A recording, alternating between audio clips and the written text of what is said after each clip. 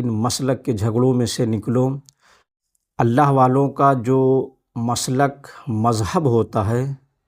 وہ سب سے الگ ہوتا ہے۔ انسان کے مسلک میں، انسان کے مذہب میں ایک دوسرے سے نفرت کرنا سکھایا جاتا ہے، ذہن میں بٹھا دیا جاتا ہے کہ فلاں شخص گنہگار ہے اس سے نہ ملو، فلاں شخص بے حیا ہے اس سے نہ ملو، فلاں شخص بد کردار ہے اس سے نہ ملو۔ لیکن جو اولیاء کاملین کا جو مسلک ہوتا ہے، جو ان کا مذہب ہوتا ہے، وہ فقیرانہ مسلک ہوتا ہے، صوفیانہ مسلک ہوتا ہے۔ ان مسلک میں دنیا کے دھتکارے ہوئے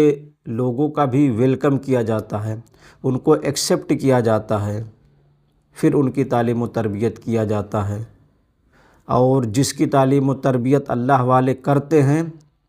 وہ اللہ کا ہو جاتا ہے، اور جو اللہ کا ہو جاتا ہے ان کی دنیا بھی کامیاب ہو جاتی ہے اور ان کا آخرت بھی کامیاب ہو جاتا ہے۔ اس لیے بزرگان دین کے پاس جب کوئی شخص جاتا ہے، پھر چاہے وہ گنہگار ہو، سیاکار ہو، بدکار ہو، کوئی بھی ہو، کسی بھی مذہب کا ہو، کسی بھی دھرم کا ہو، کسی بھی مسلک کا ہو، چاہے وہ سنی ہو، وہابی ہو، دیوبندی ہو، شیعہ ہو، رافضی ہو، کسی بھی مسلک کے لوگ جب اولیاء کرام کے ہاں جاتے ہیں تو ان کے سانچے میں ڈھل جاتے ہیں۔ وہ کسی بھی مذہب و مسلک کا رہتا ہے، لیکن جب بزرگان دین اس کی تعلیم و تربیت کرتے ہیں تو جو مسلک اولیاء اللہ کا ہوتا ہے، جس کو مسلک محبت بولتے ہیں، وہ انہی میں شامل ہو جاتا ہے۔ پھر اولیاء اللہ ان کی تعلیم و تربیت کرتے ہیں، اور ایسی تعلیم و تربیت کرتے ہیں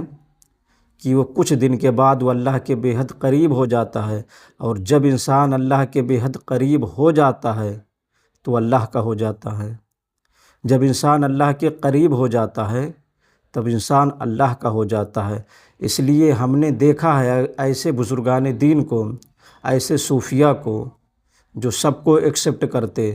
شیعہ آئے اس کو بھی کھانا کھلاتے، وہابی آئے اس کو بھی کھانا کھلاتے، اہل حدیث آئے اس کو بھی کھانا کھلاتے، دیوبندی آئے اس کو بھی کھانا کھلاتے، پھر اس کے بعد ان کی تعلیم و تربیت کرتے۔ یہی تو فرق ہوتا ہے دنیا داروں کے تعلیم و تربیت میں اور اولیاء کاملین کے تعلیم و تربیت میں۔ دنیا والوں کے تعلیم و تربیت میں نفرتیں سکھائی جاتی ہیں، عداوتیں سکھائی جاتی ہیں۔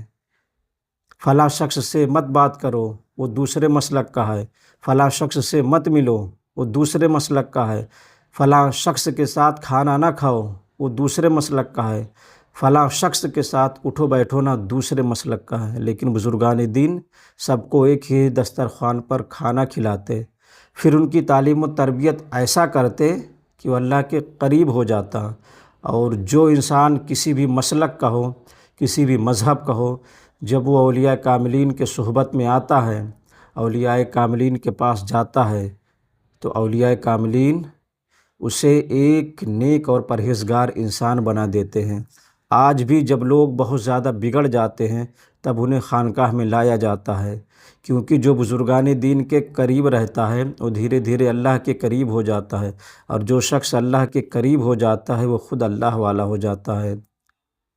اس لیے ان مسلک کے جھگڑوں میں سے نکلو، اور جو بزرگان دین نے، اولیاء اللہ نے جو ہمیں تعلیم و تربیت دیا ہے، اپنے بارے میں بتایا ہے کہ کس طرح انسان کے دل کو پاک کرنا ہے، رنجشوں سے پاک کرنا ہے، عداوتوں سے پاک کرنا ہے، کینہ سے پاک کرنا ہے، بغض سے پاک کرنا ہے، عناد سے پاک کرنا ہے۔ اور بزرگان دین تعلیم و تربیت کے ذریعے ان کے دلوں میں اللہ اس کے رسول کی محبت ڈال دیتے تھے، اور جن کے دلوں میں صحیح معنوں میں اللہ اس کے رسول کی محبت پڑ جائے،